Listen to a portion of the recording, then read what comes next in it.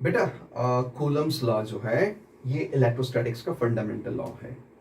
Coulomb ने बताया कि कोई भी दो चार्ज पार्टिकल्स हैं, whether they are similarly charge और दे हैव डिसिमिलर चार्ज, यानी दोनों अगर पॉजिटिव हैं, दोनों नेगेटिव हैं, या एक पॉजिटिव एक नेगेटिव, कुछ भी है, उनके बीच का जो फॉर्मूला है फोर्स का वो एक जैसा ही है। This is what Coulomb said according to Coulomb's law.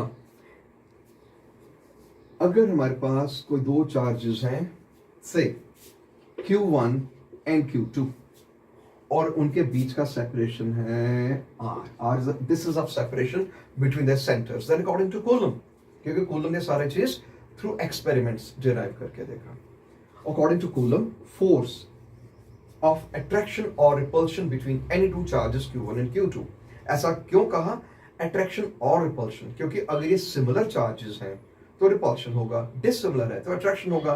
तो इन अदर वर्ड्स, चाहे ये अट्रैक्टिव फोर्स है चाहे रिपल्सिव है, फॉर्मूला उसका एक जैसा ही आएगा। वो क्या फॉर्मूला, वही अभी हम पढ़ने वाले हैं। तो Coulomb says the force of attraction और repulsion between any two charges Q1 and Q2 is directly proportional to the product of the two charges. दोनों चार्जेस के प्रोडक्ट के साथ डायरेक्ट प्रोपोर्शनलिटी है, यानी Q1 की वैल्यू बढ़ाएंगे F बढ़ेगा, या Q2 की वैल्यू बढ़ाएंगे तो भी F बढ़ेगा। डायरेक्ट प्रोपोर्शनलिटी का मतलब ये है कि इनको बढ़ाएंगे ये बढ़ेगा, इसको घटाएंगे तो ये घटेगा। ठीक है।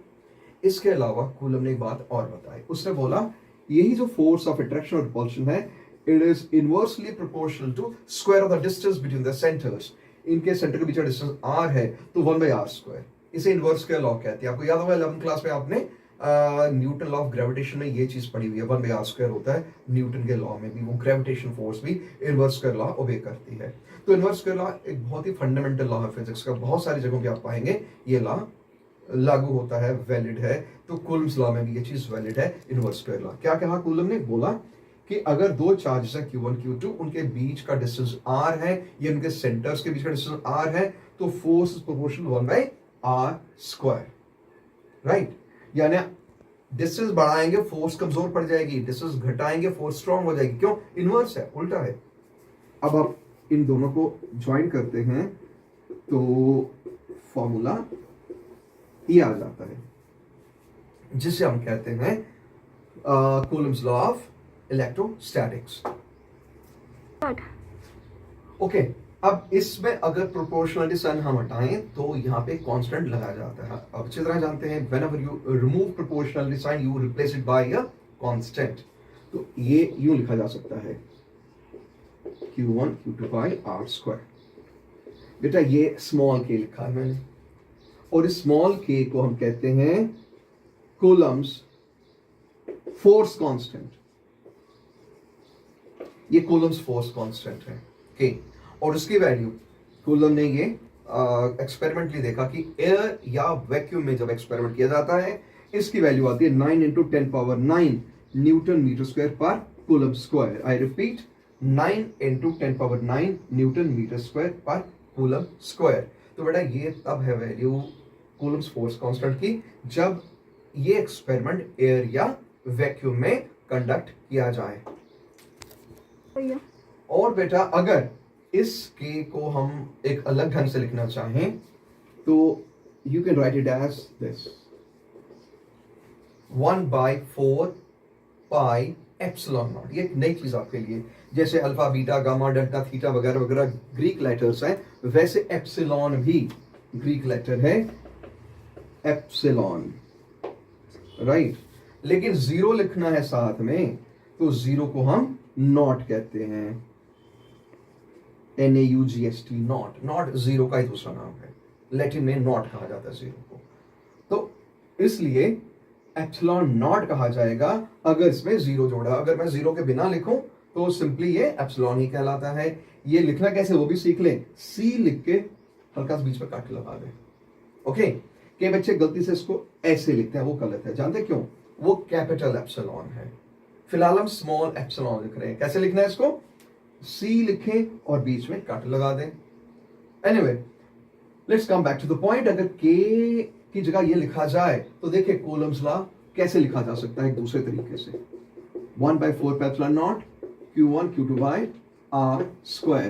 तो ये एक स्टैंडर्ड तरीका है कूलम्स लॉ लिखने का, CTM लिखा यानी कमिट टू मेमोरी, याद रखिए इसको।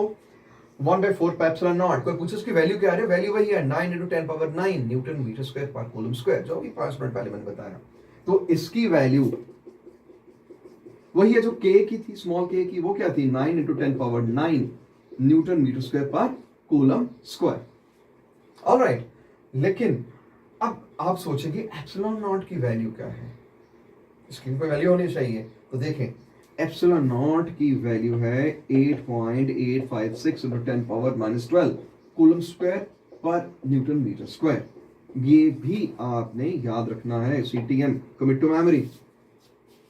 तो क्या लिखा मैंने, ये एप्सिलॉन नॉट जो है इसकी वैल्यू है 8.856 × 10⁻⁻12 कूलम स्क्वायर पर न्यूटन मीटर स्क्वायर। और याद रखिएगा, ट्रिक में याद दिला दूं, इसको उल्टा कर दें, इसकी यूनिट्स को उल्टा कर दें, ये newton metre square upon coulomb square, आप उल्टा लिखना coulomb square upon newton metre square, देख लें।